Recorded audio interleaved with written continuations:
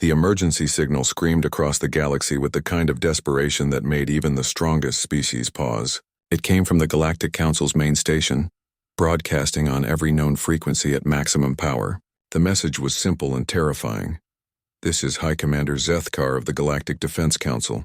We are facing complete extinction. The Devourers have returned. They consume everything in their path. Every star system they touch becomes empty space. We have lost contact with 17 sectors. The warrior fleets of the Kethrathi are gone.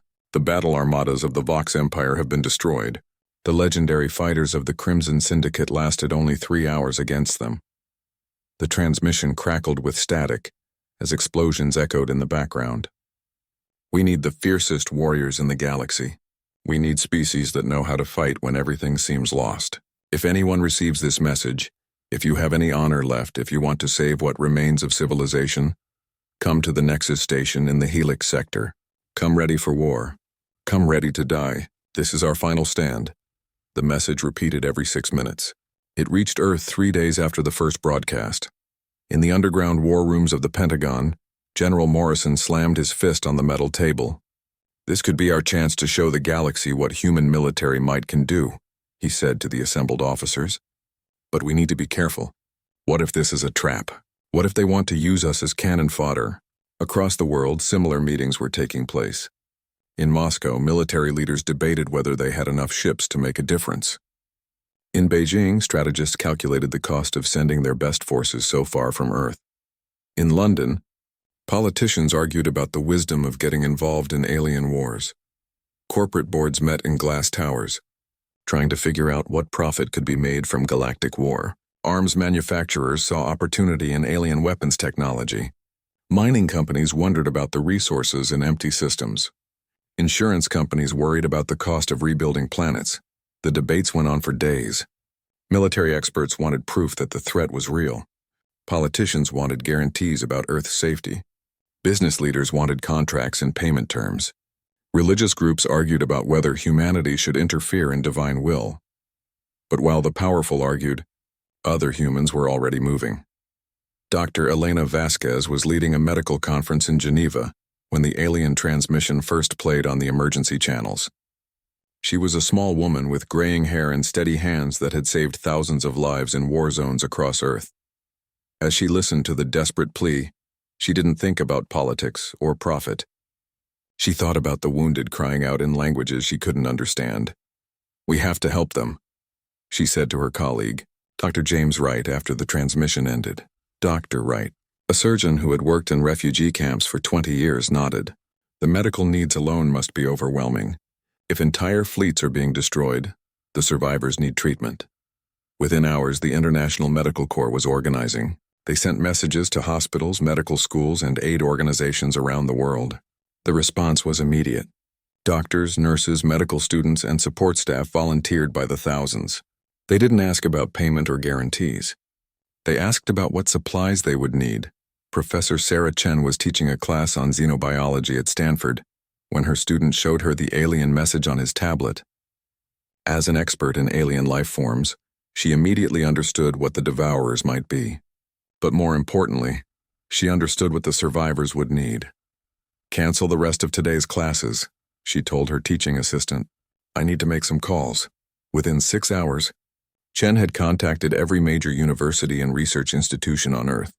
Biologists, engineers, physicists, and computer scientists joined the growing volunteer force. They brought portable laboratories, research equipment, and most importantly, curious minds ready to understand an enemy that pure force couldn't stop. Captain Maria Santos had been running supply missions to disaster zones for the United Nations when the call came in. Her cargo ship wasn't much to look at, but it could carry tons of supplies anywhere they were needed. She looked at her crew of 20 experienced pilots, engineers, and logistics experts. "Anyone object to taking a trip outside the solar system?" she asked. Her chief engineer, a woman named Janet Park, grinned. About time we had a real challenge. The civilian response grew like wildfire. Teachers organized to help with communication and cultural understanding. Social workers prepared to deal with trauma and refugees. Engineers gathered equipment to repair damaged infrastructure. Construction crews volunteered to rebuild destroyed stations. Religious leaders from every faith on Earth met and agreed on one thing. If beings were suffering, humans had a duty to help. They organized chaplains and counselors who could provide comfort to species they had never met. Even retired military personnel joined, but not the ones the politicians expected. Former medics, supply officers, communication specialists, and engineers volunteered. These weren't the warriors who dreamed of glory. These were the people who had seen war's real face and knew that victory meant more than just shooting the enemy. The governments and corporations were still arguing when the first human ships launched. They were medical vessels hastily converted from civilian use. Research ships loaded with scientific equipment. Cargo haulers filled with supplies and humanitarian aid. Transport ships carrying volunteers who had never fired a weapon in anger. Dr. Vasquez stood on the bridge of the converted hospital ship Mercy as it prepared to jump to hyperspace. Around her, dozens of other human vessels were making the same journey. None of them were warships. None of them carried the advanced weapons that military minds thought were necessary. But every ship carried something the galaxy had forgotten in its long wars. People who ran toward suffering instead of away from it. "Are you sure about this, Doctor?" asked Captain Santos, whose cargo ship was flying alongside the Mercy. "The transmission made it clear they want warriors. They might not welcome us." Dr. Vasquez watched Earth grow smaller in the view screen. Somewhere out there, beings were dying while the strong debated and the wise calculated costs. "Then we'll have to show them what real warriors look like," she said. The human fleet jumped to hyperspace, leaving behind a planet where the powerful were still deciding whether to act. They were teachers and doctors, builders and healers, scientists and aid workers. The galaxy had called for its fiercest warriors, and Earth had sent its most human humans. Behind them, Earth's military leaders were still planning. Corporate boards were still calculating. Politicians were still debating. They all agreed that the volunteers were making a terrible mistake. These civilians didn't understand war. They would be slaughtered by forces that had destroyed the galaxy's best armies. But the volunteers weren't thinking about armies or weapons. They were thinking about the pain in that alien commander's voice. They were thinking about beings who needed help. They were thinking about doing what was right, even when it was dangerous. The galaxy was about to learn that there were many kinds of strength, and sometimes the most powerful weapon was simply refusing to let others suffer alone. The Nexus station hung in space like a wounded giant. What had once been the crown jewel of galactic civilization now showed the scars of desperate battle. Entire sections were dark and airless. Emergency lights blinked where grand corridors used to shine. The station's mighty shields flickered weakly, barely holding back the cold of space. High Commander Zethkar stood in the main command center, his forearms moving frantically across multiple control panels. The Kethrathi were known throughout the galaxy as the greatest warriors ever born, standing 8 feet tall with thick armor-like skin and natural weapons that could cut through steel. They had never lost a war in their 1,000-year history, until now. "Sir," called his communications officer, "we're receiving incoming signals. Multiple ships approaching from the outer system." Zethkar's hearts lifted for the first time in weeks. Finally, real help was coming. Perhaps the Vorthan battle clans had survived after all, or maybe the legendary siege breakers of Arcturus had managed to regroup. "Put it on the main screen," he ordered. The display showed dozens of ships approaching the station. But as the sensor readings came in, Zethkar's hope turned to confusion, then to anger. These weren't warships. They were small primitive vessels with no heavy weapons. Many of them looked like they had been built for hauling cargo or carrying passengers. "What is this?" demanded General Korax, the commander of the station's defenses. Like all Kethrathi warriors, his body bore the ritual scars of countless battles. "Are these merchants trying to flee through our system?" The communication came through clearly. "Nexus Station, this is Dr. Elena Vasquez of the Earth Medical Corps. We received your distress signal. We're here to help." The command center fell silent. Then several officers began to laugh. It wasn't pleasant laughter. "Humans," spat Commander Thex, who led the remaining fighter squadrons. "I should have known. The weakest species in known space finally decides to show up when the fighting is almost over." Zethkar studied the approaching ships more carefully. According to his sensors, they were indeed from Earth, that small blue planet in an unremarkable system. The humans had only joined galactic society 50 years ago, and they were known mainly for being unusually peaceful. While other species conquered and fought, Humans preferred to trade and talk. They were considered harmless and somewhat cowardly by most galactic standards. Tell them to turn around, Zethkar ordered. We don't have time to protect refugees. But the human doctor's voice came back immediately. Commander, we're not refugees. We're here to answer your call for help. Request permission to dock and begin operations. General Corax's laugh was harsh. Operations? What operations could they possibly run? Do they plan to talk the Devourers to death?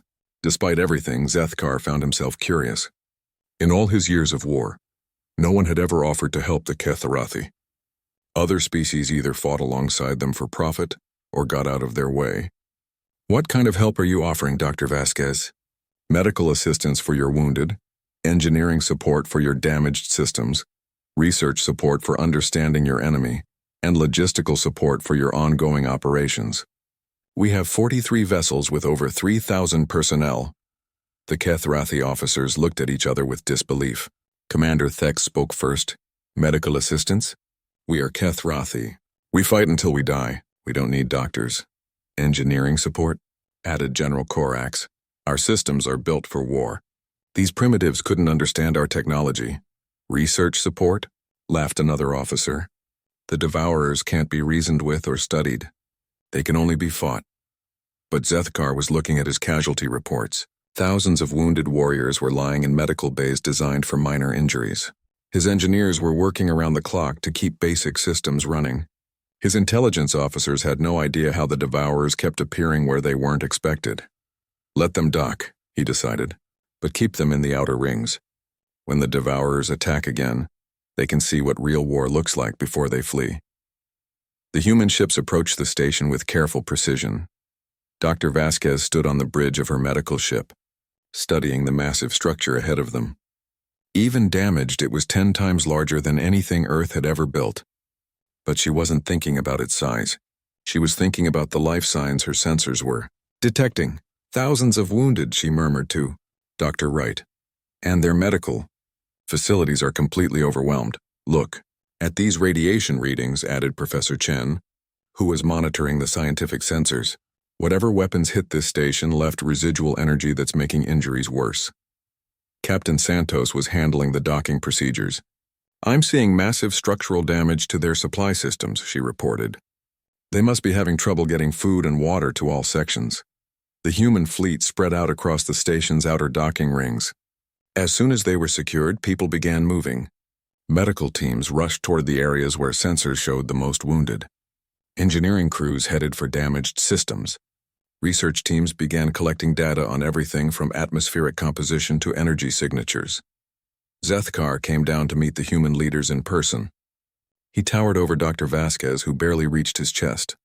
Her small team looked impossibly fragile next to his warrior escort. But when she looked up at him, she didn't show fear or awe.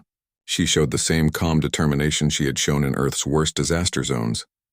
Commander, she said simply, where do you need us most? You should leave, Zethkar replied. This is not a place for your kind. We are preparing for a battle that will likely destroy this station. The Devourers will return within days, Dr. Vasquez nodded. Then we don't have much time. Can you show us your wounded? And can your engineers brief my people on your power systems? The sooner we understand how to help, the better prepared you'll be for that battle. General Corax stepped forward aggressively. Listen, tiny human. We have been fighting wars since before your species left their homeworld. We don't need help from creatures who hide behind words instead of fighting with weapons. Captain Santos, who had dealt with difficult military commanders on Earth, stepped up beside Dr. Vasquez. General, we're not here to fight your war for you. We're here to make sure you can fight it better. But if you'd rather we leave... No, said Zethkar suddenly. Something in the human doctor's manner reminded him of his own medical officers, but with a confidence he hadn't seen in weeks. Show them to Medical Bay 7. It has our most difficult cases. As the group moved through the station's corridors, Zethkar watched the humans carefully. They didn't gawk at the advanced technology or gasp at the battle damage like most primitive species would. Instead, they observed everything with professional interest, asking quick questions and taking notes. Dr. Vasquez stopped suddenly when they passed a section where wounded Vorthan soldiers were lying in a corridor. The Vorthans were allies of the Kethrathi, but their species required different atmospheric conditions. The station's overloaded medical bays couldn't accommodate everyone. These beings are suffocating, she said immediately. Their lung structure needs a methane-oxygen mix, not your standard atmosphere. Zethkar stared at her. How could you possibly know that? We studied all known species before we came, Professor Chen answered. We brought portable atmospheric units for exactly this situation. Within minutes, human medical teams were setting up breathing apparatus for the dying Vorthans. Dr. Wright was examining wounded Kethrathi with scanner technology that somehow worked on their unique physiology. Human engineers were rerouting power to critical systems using principles that the station's designers had never considered. Commander Thex watched all this with growing confusion. I don't understand, he said to Zethkar. Why are they helping us? What do they want in return? Zethkar had been wondering the same thing. In his experience, no one helped without expecting something back. Dr. Vasquez, he called out as she worked on a wounded communications officer. What is your price for this assistance? She looked up at him with genuine confusion. Price, Commander, beings are suffering. That's reason enough to help. For the first time in weeks, the mighty Kethrathi commander had no idea what to say. The attack came exactly when the humans said it would. For 3 days, the human volunteers had been working throughout Nexus Station. While Kethrathi warriors watched with growing amazement, Dr. Vasquez's medical teams had saved hundreds of wounded soldiers that military medics had given up for dead. Professor Chen's research teams had analyzed Devourer attack patterns and predicted their next strike with frightening accuracy. Human engineers had restored power to sections of the station that had been dark for weeks, but no one expected the humans to stay when the real fighting started. Contact approaching from Sector 7, announced the sensor operator. Multiple Devourer vessels moving in formation. High Commander Zethkar looked at the tactical display and felt his blood turn cold. 57 ships, each one a twisted nightmare of black metal and organic growth. The Devourers didn't build their ships like other species. They grew them, using some horrible combination of technology and corrupted biology that no one understood. All human vessels. This is Commander Zethkar, he broadcast. The enemy is approaching. Evacuate your personnel immediately. We cannot protect you during combat operations. Dr. Vasquez's voice came back from the medical bay. Commander, we're staying. Our wounded can't be moved and you'll need medical support during the battle. This is not a request, Zethkar growled. This is an order. Leave now or be destroyed. With respect, Commander, came Captain Santos's voice from the engineering section. You're not our commanding officer. We came here to help and that's what we're doing. Zethkar wanted to argue, but the Devourer fleet was already launching fighters. Hundreds of small, fast attack craft swarmed toward the station like angry insects. Each one was piloted by a being that had once been a member of some conquered species, now twisted and changed until only hunger remained. All fighters launch, Zethkar ordered. All defensive batteries prepare to fire. The battle began with the familiar pattern that had destroyed so many other stations. The Devourers attacked in waves, testing defenses and wearing down resistance. Their corrupted pilots felt no fear and accepted no losses as too high. They would throw themselves at shields and weapons until something broke, but this time, something was different. Sir, called the sensor operator, the humans are broadcasting something on all frequencies. What kind of broadcast? Zethkar demanded while watching his fighters engage the enemy swarm. It's music, sir. And they're sending mathematical formulas. Also poetry, historical records, and what appears to be philosophical discussions. General Korax looked up from his weapons console. Have they lost their minds? This is no time for cultural exchange. But Professor Chen's voice came over the communication system. Commander, we're not trying to talk to the Devourers. We're jamming their coordination signals. They use a hive mind communication system that operates on very specific frequencies. Our broadcast is disrupting their ability to work together. On the tactical display, the effect was immediate and startling. The Devourer fighters, which normally moved in perfect coordination, began flying erratic patterns. Some groups attacked different targets. Others seemed confused about their objectives. Several fighters even collided with each other. Impossible, whispered Commander Thex. No one has ever disrupted their communication before. That's because no one tried to understand at first. Dr. Wright called from the medical bay, where he was treating wounded pilots between fighter waves. We spent 2 days studying your sensor logs of previous battles. The communication pattern was actually quite obvious once we knew what to look for.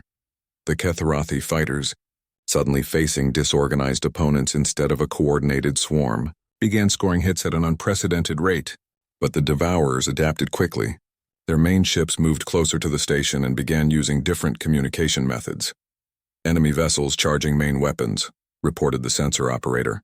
They're targeting our shield generators. This was the moment that had destroyed every other station. The Devourers would focus their massive weapons on a single point until the shields failed, then pour through the breach like a deadly flood. But as the enemy ships lined up for their attack, something unexpected happened. The station's shields didn't just hold steady, they grew stronger. "What's happening to our defensive systems?" Zethkar demanded. Captain Santos answered from the engineering section. "We've been modifying your power distribution network. Instead of dividing power equally among all shield sections, we're redirecting energy to wherever the attack is focused. It's a technique we developed for protecting civilian ships during solar storms." The Devourer weapons fired, pouring devastating energy at the station's shields, but instead of breaking through, the shields absorbed the attack and actually seemed to pulse brighter. The focused power distribution meant that the area under attack became stronger, not weaker. Frustrated, the Devourers tried a different approach. They split their fleet and attacked from multiple angles simultaneously. This had always worked before, spreading defensive fire too thin to be effective. But the humans had an answer for this too. "All stations, this is Dr. Vasquez," came the calm voice over the communication system, implementing Crisis Protocol 7. Suddenly, the entire character of the station's defense changed. Instead of trying to fight every enemy ship at once, different sections began focusing on different targets in a carefully coordinated pattern. The medical bay began directing wounded fighters to specific landing bays where they could be treated, and launched again faster. The engineering teams began rapid repairs that kept weapons online even after taking damage. Most surprisingly, the research teams began feeding real-time intelligence to the fighters. "Devourer ship at coordinate 774 is showing engine instability," Professor Chen announced. "Target their rear thruster assembly for maximum damage." "How are they getting that information?" asked Commander Thex as his pilots followed the guidance and watched the enemy ship explode exactly as predicted. "We've been scanning their ships and analyzing their construction," Chen explained. "Every Devourer vessel has the same basic weaknesses, but they've never faced opponents who bothered to study them before." The battle continued for hours, but it was unlike any fight the galaxy had ever seen. The Devourers kept using the same tactics that had worked against pure warrior species. But the humans weren't fighting like warriors. They were fighting like a hospital staff during an emergency, like teachers managing a crisis, like aid workers in a disaster zone. Every action was coordinated. Every resource was used efficiently. No one fought for glory or personal honor. Everyone fought to keep everyone else alive and working. When Devourer boarding parties broke through the station's hull, they expected to face desperate warriors making a last stand. Instead, they found themselves trapped in corridors that had been reconfigured into maze-like treatment centers. Human social workers using psychological techniques developed for hostile patients talked several corrupted beings into confusion and surrender. "This is impossible," General Korax muttered as he watched security footage of a human teacher named Mrs. Patterson convincing a group of Devourer assault troops to lay down their weapons by appealing to buried memories of their original species. But the most shocking moment came when the Devourer command ship, a massive vessel that dwarfed everything else in the battle, moved directly toward the station for a final ramming attack. Every other station had fallen to this tactic. The command ship was too large to stop and too heavily armored to destroy. "All personnel, brace for impact," Zethkar announced, certain that they had only minutes to live. But Dr. Vasquez's voice came over the communication system one more time. "Commander, we're going to try something. Please trust us." Instead of weapons fire, the station began broadcasting something new toward the approaching command ship. It wasn't music or mathematics this time. It was something much simpler and much more powerful. It was the sound of beings helping each other. Radio chatter from human medical teams saving lives. Communications from human engineers working together to solve problems. The voices of human teachers patiently explaining complex ideas. The sounds of people choosing cooperation over conflict, understanding over fear, healing over harm. The massive command ship slowed, then stopped completely, just kilometers from the station. For long moments, nothing happened. Then incredibly, it began to turn away. "What did you do?" Zethkar whispered. Professor Chen's voice was filled with wonder and sadness. "Commander, I think we just reminded them what they used to be." The Devourer command ship drifted in space like a sleeping giant, its weapons silent and its engines still. For the first time in the war, one of their massive vessels had stopped attacking without being destroyed. Inside Nexus Station, everyone waited to see what would happen next. "Sir," reported the communications officer, "we're receiving a transmission from the enemy vessel. It's different from their usual signals." High Commander Zethkar frowned. "Different how?" "It's not using their standard high frequencies. It sounds almost like individual voices." Dr. Vasquez was already moving toward the communication center. "Put it through," she said, "and patch in Professor Chen from the research bay." The transmission crackled with static, but gradually resolved into something that made every being on the station stop what they were doing. It was a voice speaking in halting but recognizable galactic common language. "Please, help us." The voice was filled with pain and confusion. We remember being different. We remember choosing, but the hunger is so strong. It hurts to think clearly." Professor Chen's voice came over the internal system. "Dr. Vasquez, you need to see this data immediately. The bio-readings from that ship are incredible." Within minutes, Dr. Vasquez and her team were gathered in the research center, studying streams of sensor data from the command ship. What they saw changed everything they thought they knew about the war. "These aren't monsters," Professor Chen said quietly. "They're victims. Look at these brain scans. The neural patterns show clear signs of forced alteration. Something has been suppressing their individual consciousness and replacing it with pure hunger." Dr. Wright, who had been treating the most severe trauma cases, recognized the patterns immediately. "It's like a neurological plague, something that attacks the parts of the brain responsible for empathy, creativity, and individual choice." Commander Zethkar had joined them in the research center. Despite his warrior training, he found himself staring at the data with growing horror. "You're saying the Devourers aren't a species of natural predators? They're infected?" "More than infected," Dr. Vasquez said, pointing to specific readings. "They're being controlled. Whatever this plague is, it doesn't just change them. It enslaves them. Look at these neural activity spikes. They correspond exactly with the times when the ship was attacking us." Professor Chen was already working at a computer terminal. "If this is a plague, then theoretically it should be possible to find a cure. But we'd need samples. We'd need to study uninfected brain tissue from their original species." The voice from the command ship came through again. "The pain is getting worse. The hunger wants us to attack. But your voices remind us of something. Remind us of when we could choose." Dr. Vasquez made a decision that would have seemed impossible just hours before. "Open a channel to the command ship," she said. "Absolutely not," growled General Korax, who had been listening to the conversation. "This could be a trick. They could be trying to lure us into lowering our defenses." But Dr. Vasquez was already speaking to the ship. "This is Dr. Elena Vasquez of the Earth Medical Corps. We think we can help you. We think we can find a way to fight the plague that's controlling you. But we need your permission to try." The response came back immediately. "Yes, please, we don't want to hurt anyone anymore. We remember having families. We remember building things instead of destroying them. But the hunger is so strong." What followed was the most unusual rescue mission in galactic history. Human engineers worked with Kethrathi technicians to create a secure docking tunnel between the station and the command ship. Human medical teams, protected by portable atmospheric suits, entered a vessel that had been the stuff of nightmares for every species in the galaxy. What they found inside was heartbreaking. The command ship wasn't crewed by monsters. It was crewed by beings from dozens of different species, all showing signs of the same neural infection. They moved and spoke like they were fighting against their own bodies. Many of them were crying.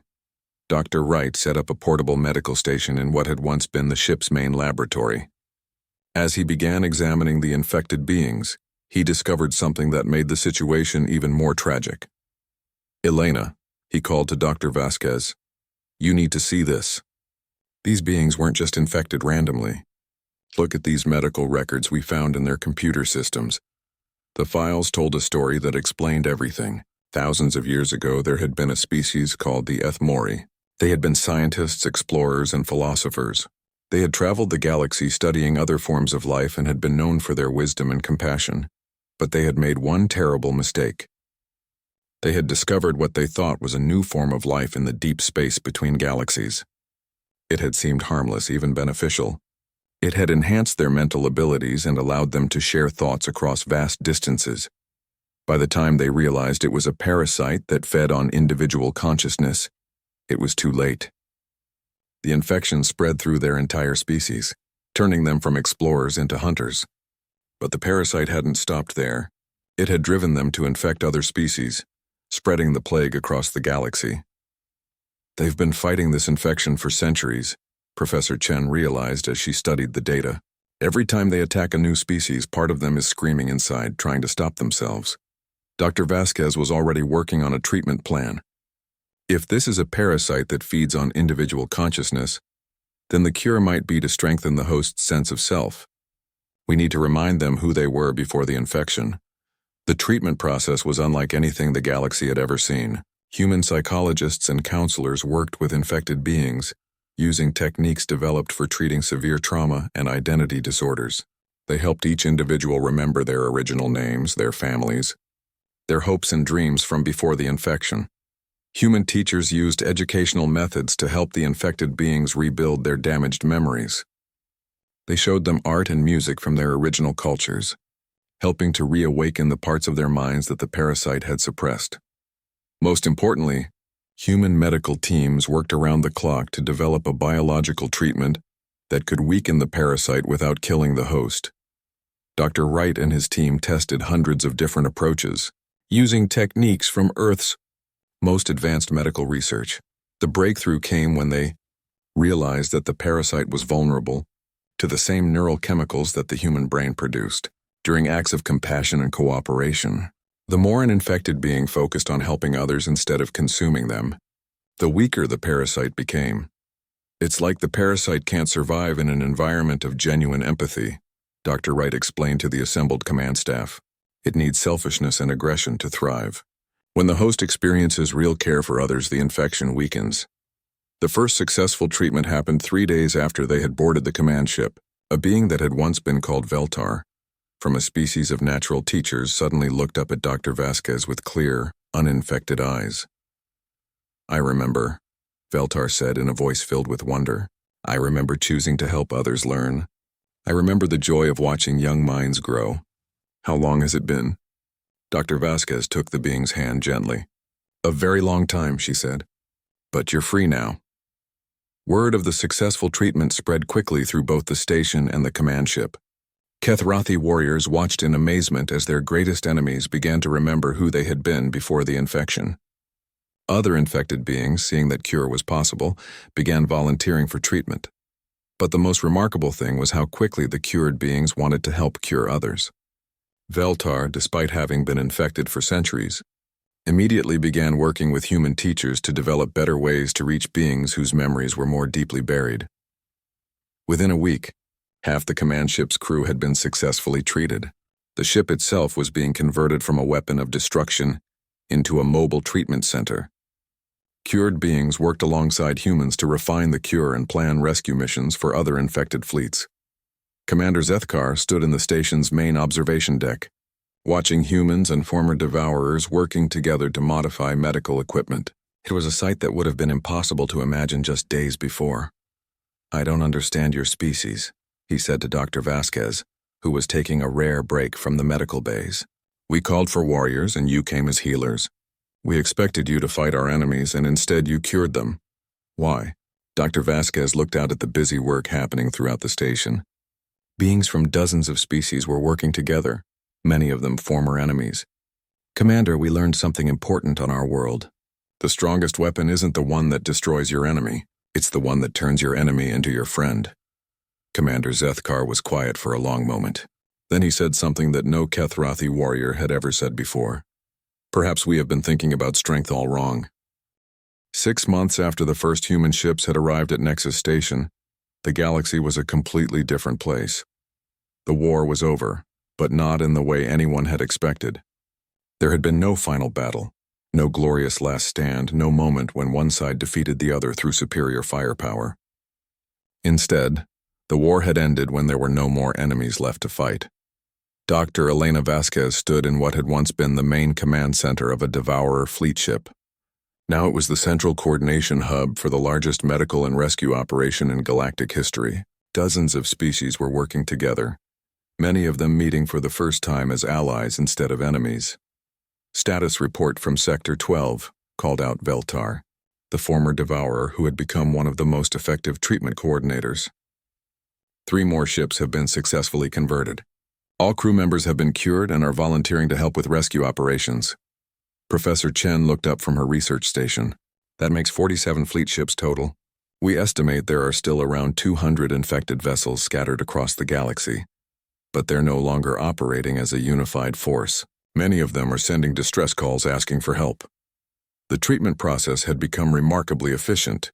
What had taken days to accomplish with the first infected beings now took only hours. The cure worked faster when administered by beings who had been infected themselves. Something about hearing recovery stories from others who had experienced the same nightmare made the healing process much more effective. But the real breakthrough had come when they discovered that prevention was even better than cure. Dr. Vasquez called Captain Santos from the engineering station. We're ready to test the new beacon system. The beacon network was humanity's greatest contribution to galactic civilization. Using the same principles that had disrupted Devourer communications, human scientists had developed a way to broadcast the neural patterns associated with empathy and cooperation across vast distances. Any being who came into contact with the parasite while within range of a beacon found that their natural immunity was greatly strengthened. The infection simply couldn't take hold in minds that were actively focused on helping others.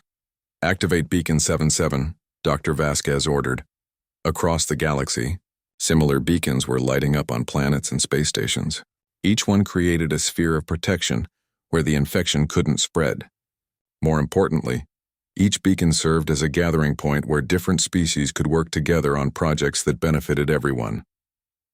High Commander Zethkar entered the command center, but he looked very different from the desperate warrior who had sent out the original distress call. He still carried himself with military bearing, but there was a calmness in his manner that hadn't been there before. More surprisingly, he was accompanied by 3 human children. The children were part of an exchange program that had developed naturally as the different species got to know each other. Young beings from across the galaxy were learning from human teachers, while human children were discovering the wonders of alien cultures. Commander, Dr. Vasquez greeted him warmly. How did the presentation go? Zethkar's expression was thoughtful. The Galactic Council has officially approved the new defense strategy.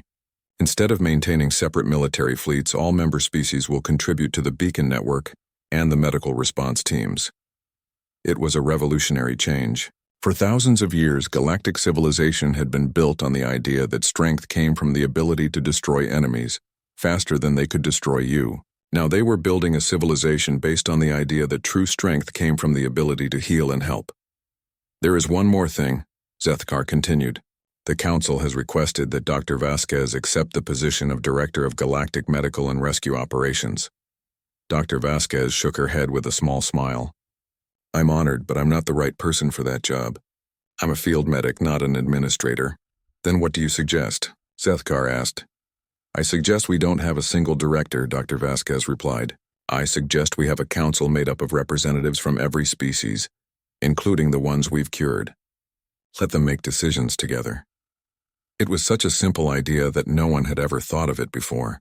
In a galaxy where every species had always competed for dominance, the concept of true cooperation was revolutionary. Over the following months, this cooperative approach spread throughout galactic society. Trade relationships became partnerships. Military alliances became research collaborations. Even the concept of warfare began to change. As species realized that their real enemies were problems like disease, natural disasters, and resource shortages rather than each other. Dr. Wright was running a medical college on the former Devourer homeworld, teaching healing techniques to beings from dozens of species. Professor Chen had established research stations throughout the galaxy where scientists worked together to solve problems that no single species could handle alone. Captain Santos was coordinating the largest construction project in galactic history, a network of space stations that served as both rescue centers and meeting places for different species. Each station was designed by multiple species working together, combining the best ideas from every culture. But perhaps the most remarkable change was happening on Earth itself. When news of the humans' success reached Earth, the reaction was not what anyone expected. The military leaders and corporate executives who had argued against getting involved suddenly wanted to take credit for the mission. Politicians claimed they had supported the volunteers all along, but the real heroes were still working in space, too busy helping others to worry about recognition or reward. Dr. Vasquez, came a transmission from Earth. This is General Morrison from the Pentagon. We'd like to offer you a full military commission and command of Earth's new galactic defense force. Dr. Vasquez was in the middle of setting up a mobile hospital for refugees from a system where the infection had been particularly severe. She didn't even look up from her work. Thank you, General, but I already have a job. The children who had been on exchange programs began returning to their home worlds, carrying with them new ideas about cooperation and empathy. They taught their families and friends what they had learned. Within a generation, the galaxy began to see the emergence of beings who thought naturally in terms of how can we help each other, rather than how can we defeat each other. 10 years after the war ended, Dr. Vasquez was still working in the field, still treating the wounded and helping the lost find their way home. She had never accepted any of the medals or honors that various governments wanted to give her. She had never written a book about her experiences or given speeches about the importance of her work. She was exactly where she had always been, wherever people needed help most. Veltar, now a respected teacher and counselor, found her in a refugee camp on the edge of the galaxy. She was treating a young being whose family had been lost in one of the last infected attacks. Dr. Vasquez, Veltar said quietly, I've been wondering something for years. Why did your species answer our call? Every other species in the galaxy heard that transmission and decided it wasn't their problem. Why were humans different? Dr. Vasquez finished bandaging the young being's injured arm and sent them off to play with other children in the camp. Then she looked up at her old friend with the same calm expression she had worn throughout the crisis. I don't think we were different, she said. I think we were just the only ones who understood what the call really meant. What do you mean? Dr. Vasquez gestured toward the camp around them, where beings from dozens of species were working together to rebuild their lives. You called for the galaxy's strongest warriors, but you weren't asking for people who were good at destroying things. You were asking for people who were good at protecting things, at saving things, at refusing to give up when everything seemed hopeless. She stood up and brushed dust off her medical coat. Turns out the fiercest warriors in the galaxy aren't the ones who run toward battle. They're the ones who run toward suffering, even when everyone else is running away. Veltar watched as Dr. Vasquez walked toward another patient who needed care. Around them, the work of healing continued, as it always had, as it always would. The galaxy had called for warriors, and the humans had answered. They had sent teachers and doctors, engineers and social workers, scientists and aid volunteers.